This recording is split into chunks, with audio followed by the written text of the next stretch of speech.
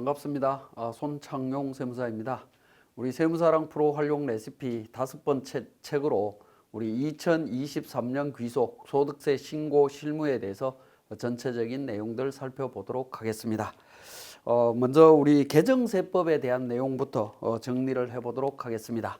자, 2023년도 귀속 소득세 신고 관련되는 주요 개정세법입니다. 여러분들 이미 알고 계시는 내용들도 상당히 많이 있는데 이번 소득세 신고할 때 중요한 부분들 위주로 간략히 정리하겠습니다.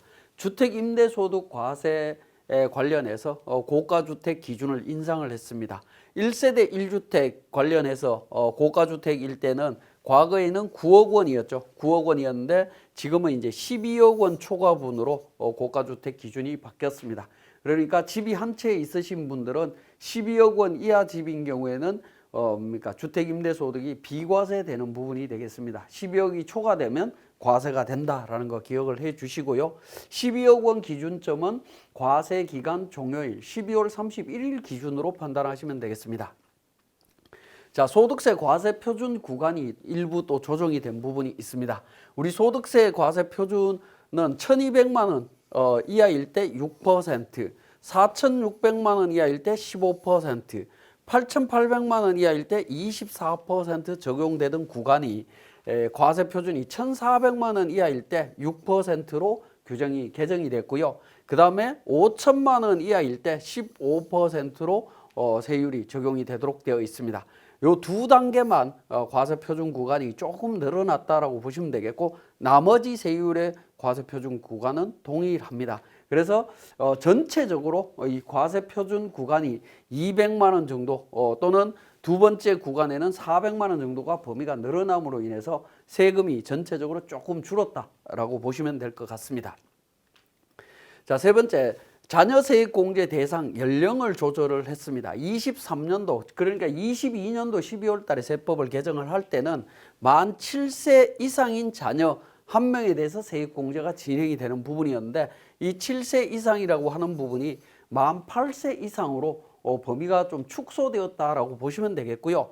23년도 12월 달에 국회에서 통과한 법에 의하면 원래 자녀라고 이야기할 때는 이 자녀에 대한 범위가 아들과 딸을 이야기합니다. 아들과 딸을 이야기하는 부분인데 이 범위를 손자녀까지 포함하는 걸로 확대가 됐습니다. 손자녀까지 포함되는 부분을 23년도 분에 대해서 연말정산하거나 과세표준을 신고하는 분부터 적용하기 때문에 이번 5월 달에 우리 종합소득세 신고할 때 자녀세액 공제 대상 범위에 아들, 딸 당연히 들어간과 동시에 손자, 손녀도 들어간다라는 거 기억을 해주시면 되겠습니다. 자, 개인사업자의 업무 전용 자동차 보험 가입 의무가 강화됐습니다. 자, 개인사업자의 업무 전용 자동차 보험 가입 의무는 성실 신고 확인 대상자와 전문직 업종 사업자가 되겠습니다. 이때 성실 신고 확인 대상자는 직전 과세 기간이 되겠죠. 그죠? 직전 과세 기간에 성실 신고 확인 대상자였고 전문직 사업자였다면 업무 전용 자동차 보험을 가입을 해야 된다라는 거고요. 미가입 시에는 관련 비용의 50%만 비용으로 인정해 주겠다. 나머지 50%는 필요경비 불산입하겠다라는 부분이 되겠습니다. 그런데 이 부분이 확대가 됐죠. 전체 복식부기 의무자로 확대가 됐는데 24년도부터 전체 규정으로 갑니다. 그러니까 지금 이 규정은 23년도에는 적용되지 않습니다. 그렇지만 여러분들이 실무하시는데 24년도 5월 달에 종합소득세 신고할 때 이미 거래처에 복식부기 의무자들인 경우에는 이미 안내가 되어야 되기 때문에 제가 설명을 드립니다. 전체 복식부기 의무자로 확대됐다라는 거고요. 만약에 가입하지 않으면 100% 필요경비 불산입하겠다라는 겁니다. 24년도부터. 다만 성실신고 확인 대상자 또는 전문직 사업자가 아닌 사람인 경우에는 24년, 25년도까지는 50%만 불산입하는 걸로 되어 있습니다. 앞으로 2년 동안은 50%. 근데 성실 확인 대상자나 전문직 사업자인 경우에는 100% 필요경비 불산입됩니다. 그러니까 24년도부터 좀 주의해서 업무 전용 자동차 보험 가입 의무를 확인을 하셔야 되겠습니다. 자, 단순경비율 적용 기준 수익금액 조정 부분이 되겠습니다. 우리가 이제 단순경비율을 적용하는 업종에서 보면 일반적으로 1번 그룹, 2번 그룹, 3번 그룹에서 세 그룹으로 나누죠. 도소매 업종, 그다음에 제조, 건설, 음식점 관련되는 부분, 부동산, 보건업, 학원 관련되는 쪽이죠. 이렇게 세 분류로 나누는데 세 번째 분류에 해당되는 부동산 임대업 등에 대한 부분은 2,400만 원, 직전 연도 수익 금액이 2,400만 원 이하일 때 단순경비율이 적용이 되었습니다. 곧 2,400만 원 이하일 때 단순경비율 적용되는 것은 동일하게 적용을 하되 다만 인적 용역과 관련되는 수익 금액은 3,600만 원으로 상향했다라고 보시면 됩니다. 즉 두 번째 그룹으로 분류가 되도록 되어 있다라는 거죠. 그래서 퀵서비스 배달원이나 대리운전 기사 이런 분들이 되겠습니다. 이런 분들이 우리 표준산업 분류에 들어가면 업종에 수리 및 기타 개인 서비스업에 포함이 되어 있다라는 겁니다. 수리 및 기타 서비스 업종 서비스업에 포함되는 분들 중에 인적 용역, 즉 사업장이 없는 사람들입니다. 사업자 등록을 내고 사업을 하시는 분들은 인적 용역이 아니다라는 거죠. 즉 인적 용역이다라고 이야기하는 부분은 3.3%로 원천 징수되는 분들이라고 보시면 됩니다. 그런 분들에 대해서는 단순경비율 적용 여부를 판단할 때 2,400만 원이 아니라 3,600만 원 기준으로 판단을 해주시면 됩니다. 자, 여기까지가 우리 이제 그 소득세법에 대한 내용이었고요. 조세특례 제한법에 대한 내용을 한번 살펴보도록 하겠습니다.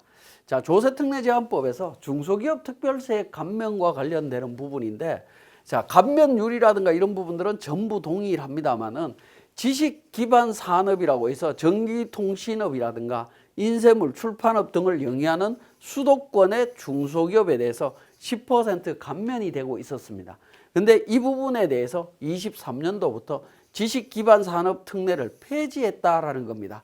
폐지했기 때문에 수도권인 경우에는 중소기업이라 하더라도 소기업에 해당이 되지 않으면 10% 감면을 적용받을 수가 없습니다.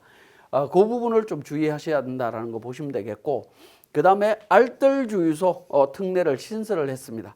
2022년도 중에 일반 주유소가 알뜰주유소로 전환했을 때 23년도까지 발생하는 소득에 대한 감면율에다가 10%포인트 추가해서 더 감면을 해주겠다라고 개정이 되어 있습니다.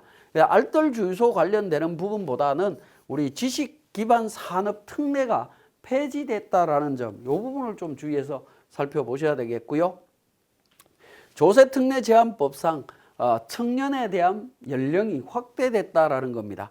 우리 세법에는 이 청년에 대한 부분이 나이로 구분을 하고 있죠. 나이로 구분을 하고 있는데 34세 이하 규정이 있고요. 29세 이하 규정이 있습니다. 이하 규정이 이 두 가지로 구분되어 있었던 부분을 기본적으로 15세에서 34세 이하로 전부 통일했다라고 보시면 되겠습니다.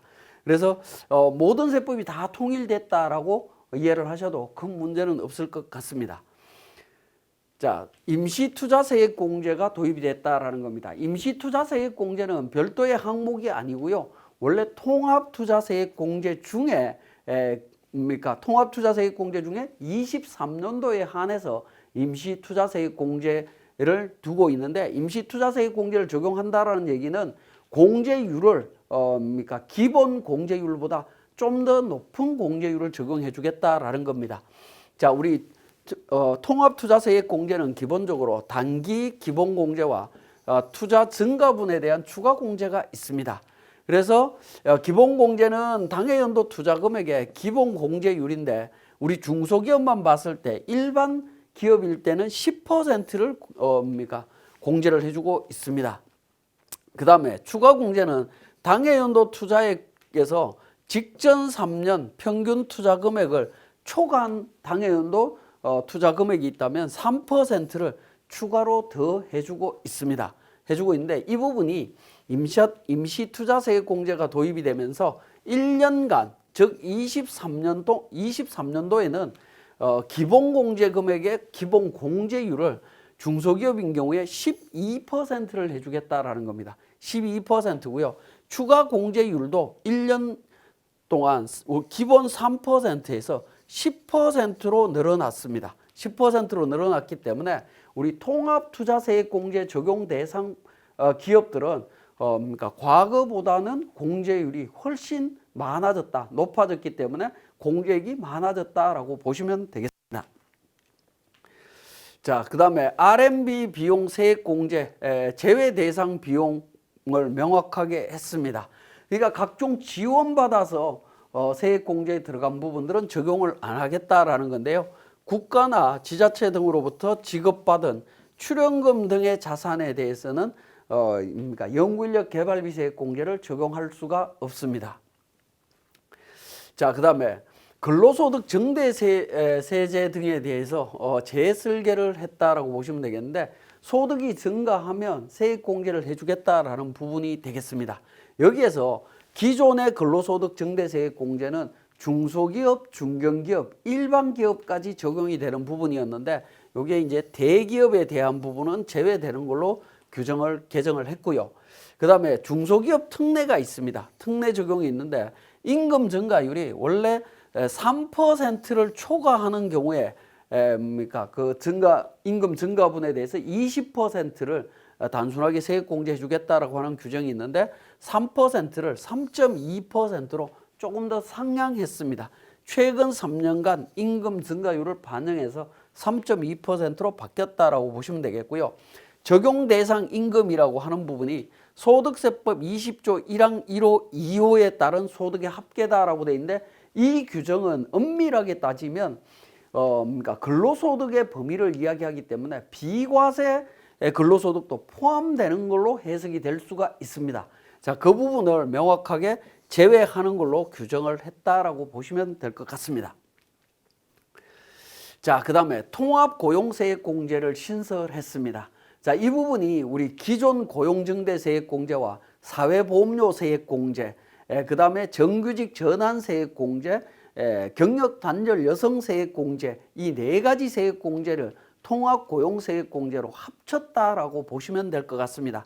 23년도에 세법이 개정된 것 중에 가장 중요한 개정 내용이 아닌가 하는 생각이 드는데요. 자, 기본적으로 고용증대세액공제 29의 7조에 있고요. 자, 그 다음에 기존 제도를 보면 우리 사회보험료세액공제 부분이 있죠. 30의 4조에 있습니다. 경력단절 여성세액공제 29의 3에 있고요. 자, 그 다음에 정규직 전환세액공제 관련되는 부분이 있습니다. 정규직 전환세액공제, 육아휴직 복귀자에 대한 세액공제 관련되는 규정들이 있는데 자, 이러한 규정들이 전부 다 합쳐져서 통합고용세액공제로 통합되고 단순화됐다라고 보시면 되겠습니다. 자, 적용 대상은 모든 기업은 다 적용이 되는데 제외되는 것은 소비성 서비스업은 제외되도록 되어 있다라고 보시면 되겠습니다. 자, 이 부분은 기본적으로 그러니까 우리 기존 고용증대세액공제하고 똑같은 룰입니다. 자, 그 다음에 자, 통합고용세액공제 중에 고용증대세액공제인데 기본공제가 고용증가 인원에 1인당 세액공제를 적용하겠다라는 겁니다. 직전 연도보다 상시 근로자 수가 증가한 인원수를 기준으로 해준 부분인데 자, 기존에 중소기업은 3년간, 중견기업 3년간, 대기업 2년간입니다. 똑같습니다. 개정 내용은 3년, 3년, 2년이고요. 자, 공제 금액은 일반 상시 근로자는 700에서 770, 자, 청년 정규직은 1100, 1200, 수도권과 지방을 구분하고 있습니다. 근데 통합고용에서는 850과 950, 1450과 1550으로 이렇게 이제 구분되어 있다. 좀 더 세액공제 금액을 늘렸다라고 보시면 될 것 같습니다. 자, 그 다음에 우대 공제 대상인 청년의 범위가 확대됐고요. 경력단절 여성도 우대 공제 대상에 추가가 됐다라고 보시면 되겠습니다. 자, 청년의 범위가 34세로 되어 있죠. 29세 이하 청년이었는데 이게 34세로 포함이 됐다라고 보시면 되겠습니다. 확대됐고요. 중소기업 사회보험료 세액공제라든가 이런 세액공제들이 전부 이제 통합고용 쪽으로 합쳐졌다라고 보시면 되겠습니다. 자, 공제 후에 2년 이상 상시근로자나 청년 등 상시근로자 수가 감소하는 경우에는 공제 금액에 상당하는 금액을 추징하겠다라는 규정 있습니다. 이 부분도 기존 고용증대세액 공제하고 내용은 똑같습니다. 그 다음에 추가 공제라고 해서 정규직 전환, 육아휴직 복귀자에 대해서 인원에 대해서 공제해 주는 부분이 있습니다. 물론 이 경우에 추가 공제는 전체 상시근로자 수가 감소하게 되면 적용하지 않습니다. 그러니까 유지가 되는 경우에만 추가 공제가 되는 거고요. 감소하게 되면 적용이 안 된다라는 거고, 자, 정규직 전환자는 1년간 지원해 주는데 중소기업 1,300, 중견기업 900입니다. 일반 기업 적용 못 받습니다. 육아휴직 복귀자도 1년간 지원을 하는데 1,300, 900입니다. 한 사람 기준으로 따지도록 되어 있다라는 겁니다. 자, 이렇게 이제 통합고용세액 공제가 신설이 됐다라고 보시면 될 것 같습니다. 이 부분에 대해서는 우리 조특법 세액공제 쪽에 들어가서 설명드릴 때 보다 자세하게 설명드릴 거니까 우리 개정세법 쪽에서는 이 정도로 하고 넘어가겠습니다. 자, 통합고용세액공제 제도의 세부 사항을 한번 또 살펴보면 제외업종은 기존 고용증대 요건하고 똑같다라고 나와 있습니다. 소비성 서비스업 제외되고요. 상시 근로자 범위도 고용증대세액공제 요건하고 똑같습니다. 기존 제도하고 똑같다라고 보시면 됩니다. 근로기준법에 따라 근로계약을 체결한 내국인 근로자다라고 규정하고 있으면서 제외되는 근로자도 규정하고 있는데요. 계약기간이 1년 미만인 근로자이거나 단시간 근로자, 임원이나 최대주주, 최대출자자, 그 배우자 직계존비소 뭐 이런 사람들은 제외한다라고 되어 있습니다. 자, 청년의 범위가 34세 정규직으로 들어가 있고요. 상시 근로자 중에 기간제 근로자라든가 파견 근로자, 단시간 근로자는 청년 범위에 들어갈 수가 없다라는 점. 그 다음에 장애인이나 상이자, 그 다음에 5.18 민주화 운동 부상자 뭐 이런 사람들도 청년 범위에 들어갑니다. 자, 근로계약 체결일 현재 연령이 60세 이상인 근로자도 상시 근로자에 들어가고요. 조세특례제한법 29의 3의 1항에 따른 경력단절 여성도 청년 범위에 들어갑니다. 경력단절 여성세액공제가 폐지되면서 청년 범위로 들어가서 세액공제를 받을 수 있습니다. 자, 그 다음에 상시근로자나 청년 등 상시근로자의 수계산 방법은 기존 고용정대세액공제하고 내용이 동일하다라고 보시면 되겠고요. 자, 기본공제 추징세액 계산 방법은 고용정대세액의 추징세액 계산 방법하고 동일하다라는 겁니다. 그러니까 기존 고용정대세액공제를 여러분들이 잘 이해를 하고 있다면 통합고용에 있는 고용정대세액공제도 계산하는 건 어렵지 않습니다. 간단하게 하시면 됩니다. 변경된 것 몇 가지만 살펴보시면 된다라는 겁니다. 자, 그 다음에 세액공제 적용 제외 대상 특수관계인에 대한 범위가 법률에서 해당 기업의 최대 주주 또는 최대 출자자, 개인사업자인 경우는 대표자를 제외하도록 되어 있습니다.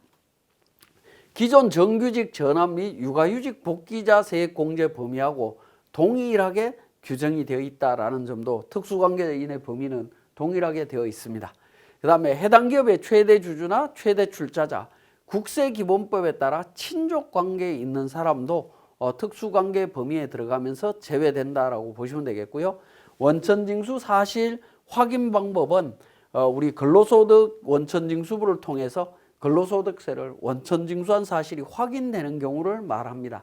우리가 급여대장 여러분들이 만드시죠. 그거 만들 때 소득세가 원천징수되는 소득세가 나오는 경우가 되겠습니다. 소액부 징수로 인해서 뭐 990원 나오는 거라 이런 부분들은 안 됩니다. 그래서 1,000원이 넘는 사람들을 의미하는 거다. 뭐 그렇게 이해를 하시면 될 것 같습니다. 자, 여기까지 우리 개정세법에 대한 내용을 정리를 했습니다. 개정세법과 관련되는 부분은 우리 본문에서 더 자세히 진행될 거니까 그때 또 다시 설명드리도록 하겠습니다.